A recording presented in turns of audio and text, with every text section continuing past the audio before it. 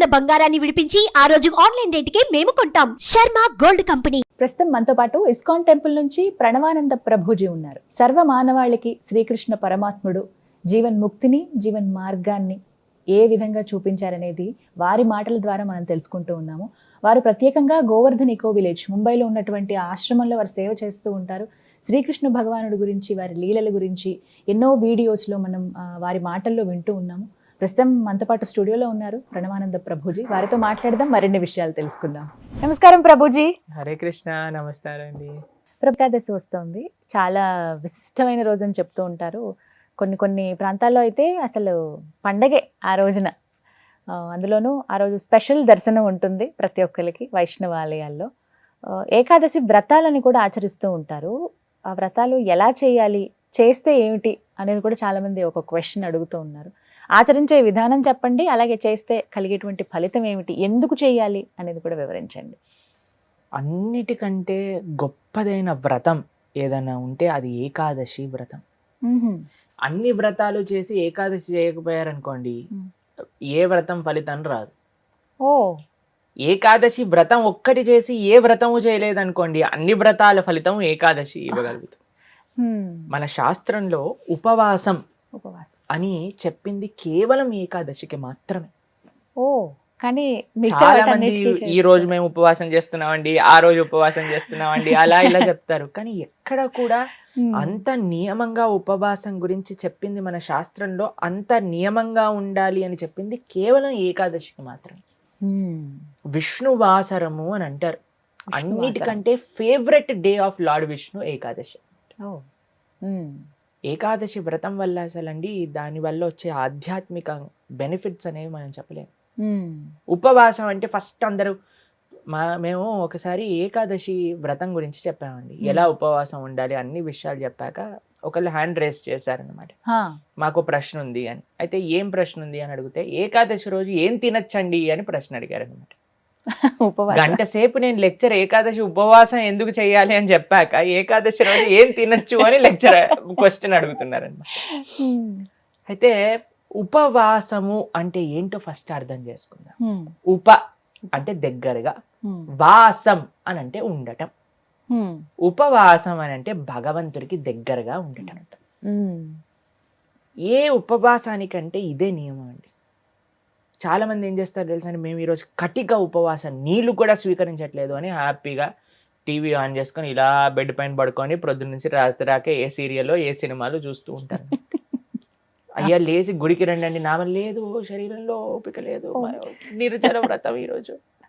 మనం అండి దేన్నైనా సరే ఎంత మెటీరియలిస్టిక్ గా మార్చే శక్తి మానవుడి దగ్గర ఉంది. శివరాత్రి రోజు జాగరణ చేయండి అంటే లేట్ నైట్ షోలు వాటిలలో సినిమా థియేటర్లో కూర్చొని జాగరణ చేస్తుంటారు. శివుడు పాపం ఏమనుకుంటాడో, ఎంత బాధపడతారో ఇలాంటి వాళ్ళని చూసి ఆశ్చర్యం వేస్తుంది అనమాట. మనం దేన్నైనా సరే ఎలా పాడు చేయొచ్చో అంత, ఎంత ఫాస్ట్ గా మానవ బ్రెయిన్ పనిచేస్తుందంటే అంత పనిచేస్తుంది. ఉపవాసము అని అంటే, ఆ ఉపవాసం చేసే ఏకాదశి రోజు ఏం చెయ్యాలి అని అంటే, ఇంకా మరింత కృష్ణ సేవ, ఇంకా మరింత భగవన్నామం పలకటం. హరే కృష్ణ కృష్ణ కృష్ణ హరే హరే, హరే రామ రామ రామ హరే హరే. మరింత నామం చేసుకోవటం, మరింత భాగవత గీత వీటిని శ్రవణం చేయటం, అధ్యయనం చేయటం. ఇది ఉపవాసం, భగవంతుడు దగ్గరగా ఉండటం. మరి ప్రభుజీ ఉపవాసం అంటే తినకుండా ఎందుకు ఉండాలని చెప్తారు? ఇప్పుడు చూడండి, ప్రొద్దున నుంచి లేవంగానే తిండి గోలే కదండి మనకి. ఏం టిఫిన్ ఏం చేయాలి, దోశలు వేయటం, ఇడ్లీలు వేయటం, అటు వాయిల్ తీయటం, ఇటు చట్నీ చేయటం, ఇటు సాంబార్ చేయటం, పెట్టేయటం. దాని తర్వాత ఇది అయిపోగానే మళ్ళీ లంచ్కి ఏం కావాలి, భోజనం కోసం కూరగాయలు కట్ చేయటం, వంటలు చేయటం, మళ్ళీ తినగానే నిద్ర వస్తుంది, మధ్యాహ్నం పూట పడుకుంటాం, మళ్ళీ సాయంత్రం కావగానే ఇది అది. దాని తర్వాత మళ్ళీ రాత్రి డిన్నర్ ఏంటి, స్విగ్గీ, జొమాటో, అవి ఇవి, మళ్ళీ కిచెన్ క్లీన్ చేసుకోవడం, తూడ్చుకోవడం, బాసనలు తోముకోవడం, వీటిలలోనే రోజంతా పోతుంది. ఏం చెప్పారంటే, అయ్యా నువ్వు దేవుడికి దగ్గరగా ఉండాలంటే వీటిని కొద్దిగా దూరం పెట్టాలి, అప్పుడే సాధ్యం అవుతుంది. తినకపోయామనుకోండి, కొద్దిగా తగ్గించామనుకోండి, మనకి నిద్ర రాదు అంతగా. ప్లస్ ఇంత పెద్ద తతంగం మొత్తం కూడా ఆఫ్ అయిపోతుంది. ఎంత సమయం మెరిగిపోతుంది. మీరు ఒక్కసారి ప్రయత్నించండి. ఒకరోజు వంట తిండి ఈ రెండు ఆపేస్తే అసలు ఆ రోజు ఏంటి ఇంత పెద్దగా ఉంది మనకి అని అనిపిస్తుంది అనమాట. Long day. ఎందుకంటే అంత సమయం మనకు ఉండిపోతుంది. కాబట్టి ఏకాదశి రోజు ఏంటి నియమం, ముఖ్య నియమం ఏంటి అని అంటే ఎంత వీలైతే అంత భక్తితో ఉండటం, భగవంతుడి యొక్క ఆరాధన చేయటం, ఆలయానికి వెళ్ళడం, వైష్ణవుల సేవ చేసుకోవటం, భగవన్నామాన్ని జపం చేయటం, గీతా భాగవతాలు శ్రవణం చేయటం, సత్సంగంలో ఉండటం, ఇది ఏకాదశి ముఖ్య నియమం. దాని తర్వాత నియమం ఏంటి అని అంటే ఆహార నియమం పాటించాలి. ఏంటి ఆహార నియమం పాటించాలి అని అంటే ధాన్యంలో ఏకాదశి రోజు పాప పురుషుడు ఉంటాడు అని చెప్తారనమాట. ధాన్యం అని అంటే రైస్, దాల్, పప్పులు, తర్వాత గోధుమలు, తర్వాత వరి, వీటన్నిటిలో అనమాట. కాబట్టి ఆ రోజు మనం వీటి నుంచి దూరంగా ఉండి మరి ఏం స్వీకరించవచ్చు, పాలు, పండ్లు. తర్వాత మీకు అవి కూడా కాదండి, మరి మాకు ఇంకా శరీరం సహకరించట్లేదు, కొంతమంది ఉంటారు కదండి, బీపీ ఉంటుంది, షుగర్ ఉంటుంది, అటువంటి వాళ్ళు ఏం చేస్తారు అని అంటే మీకు సగ్గు బియ్యం అని దొరుకుతాయి, లేదా కొర్రలు అని దొరుకుతాయి అనమాట. వాటిని ఇవన్నీ కొన్ని ఏకాదశి రోజు స్వీకరించవచ్చు అని ఎలవ్ చేసినాం అనమాట. కాబట్టి ఇప్పుడు సరే రోజు సాబుదానా సగ్గుబియ్యం ఎలవ్ చేశారంటే సగ్గుబియ్యం పాయసం, సగ్గుబియ్యం వడలు, సగ్గుబియ్యం ఉప్మా, అన్ని ఒక 10-15 రకాలు చేసుకొని తినమని చెప్పట్లేదండి మేము. ఎవరికైతే వీలుంటుందో ఒక్క రకం చేసుకోండి, వాటిని ఆహారాన్ని స్వీకరించి శరీరం బాగుండేటట్టుగా చూసుకొని భగవంతుడి యొక్క సేవలో పెట్టుకో. కాబట్టి ఏకాదశి ప్రధాన నియమం ఏంటి అని అంటే భగవంతుడి దగ్గరగా ఉండట. అని కొంతమంది కటిక ఉపవాసం అని ఉంటారండి, నీళ్లు మాత్రమే స్వీకరిస్తారు ఆ రోజు. నీళ్లు కూడా స్వీకరించరు, దాన్ని కటిక ఉపవాసం అంటారు, నిర్జల వ్రతము అని అంటారు అనమాట. చెయ్యండి ప్రభుజీ, మేము నిర్జల చేస్తూ బ్రహ్మాండంగా ప్రొద్దు నుంచి రాత్రి దాకా జపం చేసుకునే శక్తి మా దగ్గర ఉంది అని అంటే పర్ఫెక్ట్. లేదండి మాకు ఏదన్నా లోపలికి వెళ్ళండి, మాకు బ్రెయిన్ పనిచేయదు అని అన్న వాళ్ళు పాలు స్వీకరించండి, లేదండి పండ్లు స్వీకరించండి, లేదండి సగ్గుబియ్యంతో కొద్దిగా ఉండొచ్చా. ఇందాక మీరు అన్నారు కటిక ఉపవాసం కనీసం. చాలా మంది భక్తులు ఉంటారు, మా ఆశ్రమంలో ఎంతో మంది ఉంటారు. మరి మీ విషయం ఏంటి ప్రభుజీ, మీరు ఉండరా అని అంటే మేము మధ్యాహ్నం వరకు మాత్రం నీరు తీసుకోకుండా, ఏం ఆహారం తీసుకోకుండా ఉపవాసం. మధ్యాహ్నం వరకు మధ్యాహ్నం పూట కొద్దిగా పాలు, కొద్దిగా పండ్లు అలాంటివి స్వీకరిస్తాం అన్నమాట.